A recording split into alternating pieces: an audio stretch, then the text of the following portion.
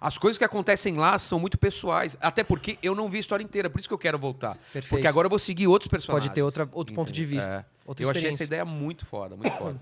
E como eu gosto disso, escrevo também, cara, é perfeito. Sim, assim, como entretenimento, né? Você ficou me contando, eu até fiquei pensando assim, já pensou uma peça interativa de um podcaster que você vai entrando em vários mundos e cada sala...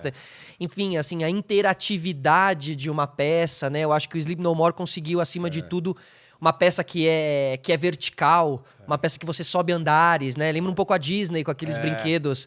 Piratas do Caribe, você na fila, lá vendo uma situação rolando, né? A Disney já faz isso, de a experiência começar na fila e terminar na lojinha onde vende os produtos. E lá é a mesma coisa. E, mano, você nunca esquece isso. Não esquece, cara. Se você trabalha bem o roteiro, faz umas coisas que te mexem na cabeça, que te levam pra pensamentos que todo ser humano tem. Mas você vê que aqui a tentativa é de uma experiência completa também, entendeu? Mas o podcast, ele é, hoje em dia, a plataforma ideal pra uma experiência... Pra experiência mais completa do Por que a gente audiovisual. gosta tanto de podcast? Porque eu sou fã há um tempo já, não como um produtor de conteúdo, mas como um ouvinte. Eu sempre ouvi podcast ou treinando ou na viagem. Por que você acha que isso agora...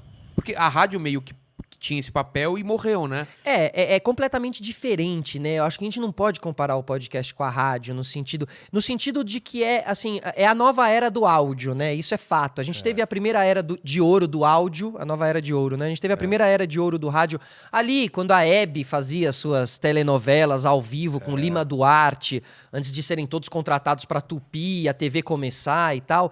Essa época, aqueles locutores maravilhosos e tal, essa era a primeira época de ouro do áudio. E agora acho que a gente vive a segunda. Que é pré-televisão, né? Que é pré-televisão. Então o áudio tinha um papel muito importante para a sociedade ali, de levar notícias também e tal. Meu pai me conta que todo mundo se reunia em volta do rádio. E ficava ali, Era meio... E o podcast, eu acho que hoje em dia ele é essa nova referência, tá?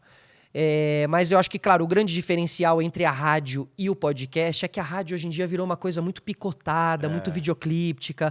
Mesmo o timing que se dá, né? A gente estaria aqui conversando de uma maneira diferente. Fala aí, Vilela, estamos aqui agora porque a gente tem que ir um pouco mais rápido também, porque tem que chamar a música. Cara, que legal que você tá aqui, cara. Muito legal, muito Meu, legal. bacana demais, e cara. E aqui é 24 horas sem música. A gente não interrompe a música. Você escuta aqui. Não, aqui é música direta. Exatamente. Todas as rádios tem interrupção. Aqui não. Não, aqui é música tem. direta. Exatamente. Então vamos pra música agora, vamos escutar. E no meio da música o cara fala: vocês estão gostando dessa música? Porque agora vem uma sequência de 10 músicas sem intervalo comercial. Cara, Fala, para de música, falar. comercial, tudo isso, um tempo diferente, um timing diferente, um público diferente, agora... convenhamos? Um público diferente, certo? Mas a rádio voltou agora para ser mais opinativa do que música, né? A rádio começa a ter imagem agora. Começa não, né? Mas muita rádio tem imagem. Hoje em dia tenho acompanhado rádio no YouTube. Né? A Rádio Bandeirantes, eu ligo lá e fico vendo a transmissão pré-jogo, pós-jogo, fico vendo ali. O Pânico tem um ótimo cenário ali também e tal. Então acho que assim... O futebol eu não tenho acompanhado. Os caras estão fazendo isso também? A transmissão do rádio e ir pra tela. Exato. Que louco, cara. Ou seja, você tá vendo o Ulisses Costa narrando, entendeu? O Neto tá fazendo isso também. Isso, na Rádio Craque Neto, né? Ele tem uma rádio agora também e tal. Só que o podcast, ele te permite... Ele é um outro tipo de conversa. Ele não é... Eu não acho que o podcast seja lugar para os radialistas, sabe? Eu acho que podcast é um terreno ainda pouco explorado. Eu tô desde 2018 fazendo o Sistema Solar e lá, assim, bastante tempo Quantos mesmo. Quantos programas você já fez? A gente cumpre o 100º agora. Que dia? Será que a gente sabe quando que aqui vai pro ar? Em janeiro. Janeiro? Então beleza. Então programa 100. Tá. Tivemos o programa 100 aí com a Sandy, o especial com a Sandy, o programa 100. Muito legal. Sandy. Então, assim, cara... Eu achei que ela nem aceitaria um convite pra isso. Foi bastante tempo, assim, de conversas. Trocas, assim, exatamente, esperando um momento certo. O podcast me ensinou muito isso também, cara, a entender que existe um tempo certo pro artista, muitas vezes, sabe? No começo, às vezes, você fica um pouco frustrado, porque a pessoa, às vezes, te responde, não... Olha, março, então, do ano que vem, você me manda lá uma mensagem, não sei o quê. Às vezes a pessoa pode estar te desconversando, mas às vezes a pessoa pode estar falando a verdade, saca? E a gente tem que ter... Eu já me irritei mais com isso, já peguei mais malzinho com esse tipo de coisa e tal, e senti que eu só perco pensando assim, entendeu? Verdade. Então, às vezes já aconteceu da pessoa nem responder, e você fica, porra, a pessoa... Mas às vezes... caiu num dia de um turbilhão de mensagens. Você e não tal. já ficou sem responder uma mensagem, talvez? Pô, é. eu já vacilei, às vezes esqueci de responder uma mensagem e tal. Claro, que te mostra também um pouco a troca que aquela pessoa quer ter com você, né? O interesse que você desperta naquela pessoa. Porque quando desperta o interesse, no dia a pessoa te responde e tal. Mas com a Sandy, no caso específico, ela sempre me respondeu, porém pedindo para assim, olha, quando eu voltar com o show, quando eu voltar com a turnê, voltar a dar entrevistas. E pra ela também estar em movimento, né? Ela é uma pessoa que assim, agora eu estou em movimento. Então agora eu dou entrevista, agora eu não sei. Agora eu tô descansando, agora eu tô mais na minha, né? Você consegue viver por seasons, né? Por temporadas, né? A gente precisa estar no rolê. Que louco, a gente não sai do rolê, né, cara? Mas assim, quem sabe, um dia a gente chega numa... São lugares artísticos que é delicioso porque estar. Porque são pessoas que têm que se reinventar a cada trabalho mesmo. E tem que respirar também pra após criar. cada trabalho, exatamente, sabe? Aquela turnê gigante que eles fizeram no ano passado e tal.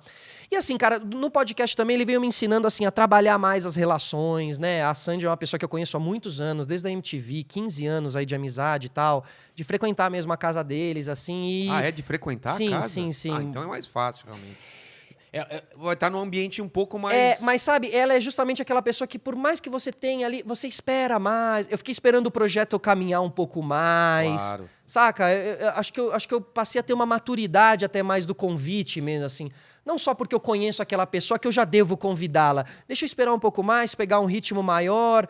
Por exemplo, com a Astrid é uma situação que a Astrid acabou realmente vindo depois que uma outra pessoa veio. Ah, tá.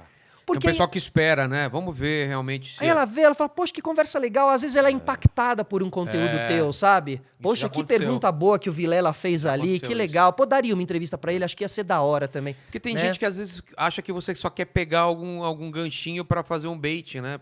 E a pessoa, ela tem que topar te dar entrevista não pelo que o seu programa é, mas por quem você é. Pelo menos a minha busca ela é muito essa, sabe? Eu quero que a pessoa tenha o interesse a dar a entrevista pra mim. E quem não tiver, que não tenha. Porque aí eu acho que não vai rolar uma entrevista boa também, entendeu? Acho. Já tentei várias pessoas que não me responderam, que não quiseram vir. Né? Acho que não falaram, ninguém falou abertamente, não quero ir, né? Mas a gente percebe assim e tal. E é normal, e isso também vai direcionando e vai moldando o teu projeto, né? As pessoas que vão no teu projeto é que moldam o teu projeto, eu acho que acima de tudo. Eu tenho uma linha já editorial que, claro, que ela pode mudar, mas que eu tento, assim, tipo, domingo é um tipo de convidado que eu solto. Terça é sempre comediante e quinta é outro tipo de conteúdo. Para o pessoal meio que se acostumar. Mesmo que não saiba isso, mas que se acostume com isso. O Joe Rogan tem um pouco essa programação. Tem. Ele tem uma coisa do esporte, né? Das lutas, né? Cara, na verdade eu tô no podcast por causa das lutas. É mesmo? Por causa do Conor McGregor, que eu acabei fazendo o podcast indiretamente, obviamente, mas assim, através do Conor eu acabei pesquisando muitos treinamentos do Conor e os mestres dele, e do Portal, que é um israelense que dá os treinos de movimento pro Conor McGregor. E esses caras todos iam no Joe Rogan. Então, foi buscando, cara, treinos e visões diferentes de vida saudável e luta e tal, que eu gosto muito, pratico. Que eu acabei me conectando com o podcast, assim. E o Joe Rogan tem um dia que ele faz de luta só, assim. É um negócio só com o UFC, que ele recebe o Ed Bravo também, que é um lutador de jiu-jitsu fudido ali. Então ele tem ali a programação. Você sabe que na sexta-feira, eu não sei exatamente o dia que é, eles vão estar falando de luta, de UFC. E é sempre o mesmo trio. E eu caí no Joe Rogan pela comédia, olha que louco. Olha. Eu conhecendo ele como comediante... Quem? Você lembra? Ah, tá. Não, ele é especial dele no Netflix, essas coisas. Ah, tem um podcast também? Vamos ver.